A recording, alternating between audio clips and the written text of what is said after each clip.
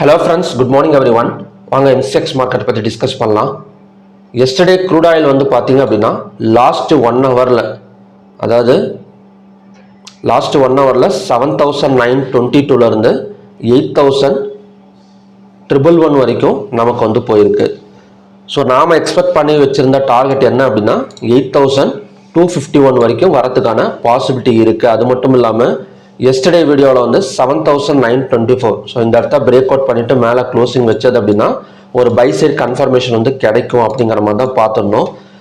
எதனால் வந்து ஒரு டிமாண்டு போகிறதுக்கான பாசிபிலிட்டி இருந்தது அப்படின்னா எஸ்டர்டே வந்து ஈரான் வந்து ஒரு அறிவிப்பு வந்து கொடுத்துருந்தாங்க. அதாவது அமெரிக்கா வீரர்களை சுட்டு பிடித்தால் கிட்டத்தட்ட $30,000 வந்து வழங்கப்படும் அப்படின்னு சொல்லிட்டு ஈரான் வீரர்களுக்கு ஒரு அறிவிப்பு வந்து கொடுத்துருந்தாங்க. ஸோ இது வந்து கண்டிப்பாக வந்து ஒரு போர் வந்து தீவிரமாகறதுக்கான ஒரு அறிகுறி அப்படிங்கிற மாதிரி எடுத்துக்கலாம். ஓகேங்களா? ஸோ இந்த மாதிரி டைமில் நமக்கு ஆயில் வந்து டிமாண்டு போகிறதுக்கான பாசிபிலிட்டி இருக்குது. அதுதான் அது வந்து நேற்று வந்து நடந்திருக்கு. ஓகே, இன்னைக்கு வந்து ஏதாவது ஒரு சப்ளை நியூஸ் ஏதாவது இருக்கா அப்படின்னு கேட்டிங்க அப்படின்னா இன்னைக்கு வந்து சப்ளை நியூஸ் கிடையாது.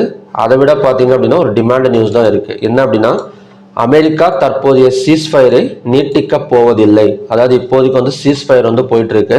ஸோ இதை வந்து நாங்கள் வந்து நீட்டிக்க போறதில்லை அப்படிங்கிற மாதிரி அமெரிக்கன் சைட்ல இருந்து ஒரு ஸ்டேட்மெண்ட் வந்து கொடுத்துருக்காங்க. ஸோ அது மட்டும் இல்லாமல் ஈரான் அமெரிக்கா பேச்சுவார்த்தை வந்து முடங்கியது அப்படின்னு சொல்லியிருக்காங்க. வெறும் 5 கமாடிட்டி வெசல்ஸ் மட்டுமே ஸ்ட்ரைட் ஆஃப் ஹார்மஸ் வழியாக வந்து வந்திருக்கு. ஸோ இதெல்லாம் வச்சு பார்க்குறப்ப மறுபடியும் வந்து க்ரூட் ஆயில் வந்து ஒரு டிமாண்ட் தான் அப்படிங்கிற மாதிரி சொல்லியிருக்காங்க. அது மட்டும் இல்லாமல் ஒரு $91 மேலே வரதுக்கான சான்சஸ் இருக்கு. அதாவது பிரெண்ட் க்ரூட் ஆயில் இப்போ 91 வந்திருக்கு. WTI க்ரூட் ஆயில் வந்து 85ல ட்ரேட் ஆகிட்டு இருக்கு. இப்போ WTI க்ரூட் ஆயிலே பார்த்தீங்க அப்படின்னா ஒரு $91 வரைக்கும் சான்சஸ் இருக்கு அப்படிங்கிற மாதிரி தான் இந்த நியூஸ் நமக்கு வந்து சொல்லுது. ஓகேங்களா? ஸோ அப்படி பார்க்குறப்ப ஹையர் பிரேக் அவுட் ஒரு கேப் அப்ல ஓப்பன் ஆனால் நெக்ஸ்ட் டார்கெட் அண்ட் ரெசிஸ்டன்ஸுங்கிறது 8251. ஓகேங்களா? ஸோ 8251 தான் next target and resistance. Next சப்போர்ட்டுங்கிறது 7961. இந்த நெக்ஸ்ட் சப்போர்ட் வந்து எப்படி எடுத்திருக்கு அப்படின்னா இந்த இடத்த பிரேக் அவுட் பண்ணிட்டு தான் நமக்கு வந்து மேலே வந்திருக்கு. ஓகேங்களா? ஸோ அகைன் அந்த இடம் வந்தால் சப்போர்ட் எடுக்கிறதுக்கு சான்சஸ் இருக்கு. அடுத்தது வந்து நேச்சுரல் கேஸ். இப்போ நேச்சுரல் கேஸும் பார்த்தீங்க அப்படின்னா நைட் டைம்ல நமக்கு வந்து கொஞ்சம் ரெக்கவரி ஆயிருக்கு. இருந்தாலும் ஒரு ரெசிஸ்டன்ஸ் ஜோன்ல தான் நமக்கு வந்து நேச்சுரல் கேஸ் வந்து நிற்குது. 259.6ங்கிறது ரெசிஸ்டன்ஸ், 253.3ங்கிறது நேச்சுரல் கேஸுக்கான support zone. So natural gas நமக்கு வந்து தொடர்ந்து மேலே வந்தது அப்படின்னா 268 வரைக்குமே வரதுக்கு சான்சஸ் இருக்கு. ஆனால் இருந்தாலுமே ஃபர்ஸ்ட் 259.6 வந்து ஒரு டெம்பரரி ரெசிஸ்டன்ஸாக வந்து நாம வந்து எடுத்துக்கலாம். அடுத்தது வந்து கோல்ட் அண்ட் சில்வர். இப்போ கோல்ட் அண்ட் சில்வரை பொறுத்த வரைக்கும் எப்படி இருக்கு அப்படின்னா ஒரு அப் அண்ட் டவுன் தான், ஒரு வாலட்டிலிட்டி தான் இருக்கே தவிர தொடர்ந்து நமக்கு வந்து ஒரு புல்லிஷ் சைடோ ஒரு பியரிஷ் சைடோ எல்லாம் போகலை. ஓகேங்களா?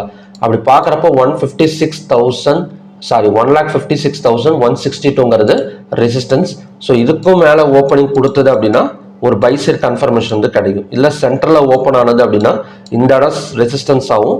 1,54,552ங்கிறது சப்போர்ட்டாகவும் நமக்கு வந்து ஒர்க் அவுட் ஆகும். நெக்ஸ்ட் வந்து சில்வர் பார்க்கலாம். இப்போ சில்வரோட ரெசிஸ்டன்ஸ் பார்த்தீங்க அப்படின்னா 2,40,602. அதே மாதிரி சப்போர்ட்டுங்கிறது 2,35,809. நெக்ஸ்ட் வந்து காப்பர். இப்போ காப்பர் மட்டும்தாங்க எஸ்டர்டே எக்ஸ்பெக்ட் பண்ண மாதிரி நடக்கலை. ஏன்னா டபுள் டாப் ரெசிஸ்டன்ஸ் எடுத்துட்டு காப்பர் வந்து ப்ராஃபிட் புக்கிங் பண்ணியிருக்காங்க அப்படிங்கிற மாதிரி சொல்லலாம்.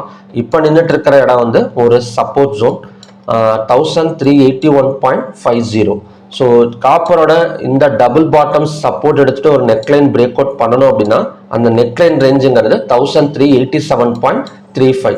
ஸோ இந்த இடத்த பிரேக் அவுட் பண்ணுறப்ப கண்டினியூஸாக 1396 வரைக்கும் வரதுக்கு சான்சஸ் வந்து இருக்கு. ஸோ ஓகே ஃப்ரெண்ட்ஸ், இதான் பார்த்தீங்க அப்படின்னா MCXோட மார்னிங் கண்டிஷன்ஸ். நெக்ஸ்ட் வந்து நம்ம குளோபல் மார்க்கெட் நியூஸ் பார்க்கலாம். இப்போ இந்த நியூஸ் மூலியமா அதாவது சீஸ்ஃபயர் வந்து எக்ஸ்டெண்ட் பண்ண போறதில்லை அப்படின்னு சொல்லி அமெரிக்கன் சைட்லேருந்து அஃபிஷியலாக வந்து ஸ்டேட்மெண்ட் வந்து வந்திருக்கு. ஸோ அதை பார்த்தோம் அப்படின்னா நமக்கு நிஃப்டி ஒரு 68 பாயிண்ட்ஸ் டவுனில் போயிட்டு இருக்கு. நிக்கி பார்த்தீங்க அப்படின்னா ஒரு 830. அதுக்கப்புறம் ஸ்ட்ரெயிட் டைம்ஸ் வந்து ஒரு 53. எல்லாமே வந்து கொஞ்சம் நெகட்டிவ்ல தான் ஓப்பனிங் வந்து கொடுத்துருக்கு. ஓகேங்களா? ஸோ அப்படி பார்க்குறப்ப கண்டிப்பாக வந்து நிஃப்டி வந்து ஒரு என்ன சொல்றது அப்படின்னா ஒரு கேப் டவுன் ஓப்பனிங் கூட எக்ஸ்பெக்ட் வந்து பண்ணலாம். ஸோ மார்க்கெட் ஓப்பன் ஆகிறதுக்கு இன்னும் 1.5 hours வந்து டைம் இருக்கறனால இது வந்து எஸ்டர்டே வந்து ஒரு ஹேமர் கேண்டல் வந்து ஃபார்ம் ஆயிருந்தது. ஸோ நேற்றே சொல்லியிருந்தேன் ஹேமர் கேண்டல் ஹையாக வந்து பிரேக் அவுட் பண்ணணும் அப்படிங்கிற மாதிரி. ஸோ ஹையாக வந்து பிரேக் அவுட் பண்ணுற மாதிரி தெரியல. இப்போ வந்து பார்த்தீங்க அப்படின்னா ஒரு 70 பாயிண்ட்ஸ் டவுனில் போயிட்டு இருக்கனால மேபி லோவாக பிரேக் அவுட் பண்ணிட்டு கூட ஓப்பனிங் வந்து நடக்கலாம். ஓகேங்களா, பார்க்கலாம் எந்த மாதிரி வந்து நடக்குது அப்படின்னு. குளோபல் மார்க்கெட்ஸ் எடுத்துக்கிட்டோம் அப்படின்னா எம்எஸ்சி எடுத்துக்கிட்டோம் அப்படின்னா அதுவுமே ஒரு 2 பாயிண்ட் வந்து நெகட்டிவ்ல தான் போயிட்டு இருக்கு. ஏடிஆர் வேல்யூஸுமே எல்லாமே நெகட்டிவ் தான் வந்திருக்கு. Infosys, HDFC, ICICI, Wipro, doctor Reddy, Reliance எல்லாமே பார்த்தீங்க அப்படின்னா நமக்கு வந்து நெகட்டிவ் வேல்யூஸாக தான் கொடுத்துருக்குறாங்க. ஓகே, ஸோ எல்லாமே வச்சு பார்க்குறப்ப ஒரு கேப் டவுன் ஓப்பனிங் வந்து எக்ஸ்பெக்ட் வந்து பண்ணலாம் நம்ம இந்தியன் மார்க்கெட்டில். ஸோ ஓகே ஃப்ரெண்ட்ஸ், பார்க்கலாம் எந்த மாதிரி வந்து நடக்குது அப்படின்னு. மறுபடியுமே பார்த்தீங்க அப்படின்னா இன்னொரு நல்ல ப்ரிடிக்ஷன் வீடியோட நான் வந்து உங்களை மீட் பண்ணுறேன். Thank you very much.